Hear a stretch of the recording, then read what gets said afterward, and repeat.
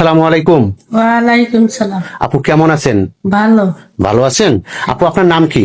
Beauty. Beauty. আপনার দেশের বাড়ি কোথায়? দেশের বাড়ি হলো গাইবান্ধা। গাইবান্ধা। আপু আপনার বয়স কত? 30 বছর। 30 বছর বয়স। আপু আপনার ফ্যামিলিতে কে কে আছে আপনার? আমার ফ্যামিলির মধ্যে কেউ নাই। কেউ নেই?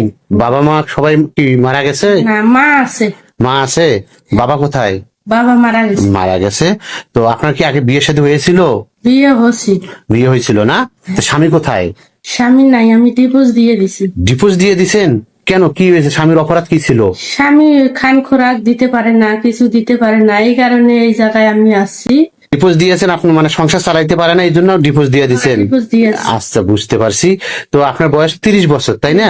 আচ্ছা, মূলত এখানে কেন এসেছেন? কোন হেল্পের জন্য নাকি আবার বিয়ে বসার জন্য আসছেন? আমি বিয়ে বসার জন্য আসছি। বিয়ে বসার জন্য আসছেন। তো বুঝতে পারছি। তো আপনি তো 30 বছর বয়স, যাকে বিয়ে করবেন তার বয়স কেমন হবে? যেমন একটা হইলে আমি বিয়ে বসবো। বয়স কোনো ব্যাপার না। বয়সও চেনা লাগবে না, আমার কোনো কিছু লাগবে না। মানে বিয়ে হইলো। মানে বিয়ে, শুধু বিয়ে, একটা সংসার চাচ্ছেন? সংসারের কারণে আমি আছি। আচ্ছা, সংসার চাচ্ছেন শুধু। আচ্ছা, বুঝতে পারছি।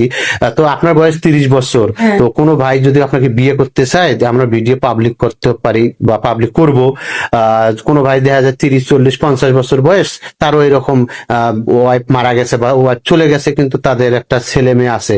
যদি ছেলে মেয়ে থাকে, আপনি কি মেনে নিবেন? আমি মেনে নিব।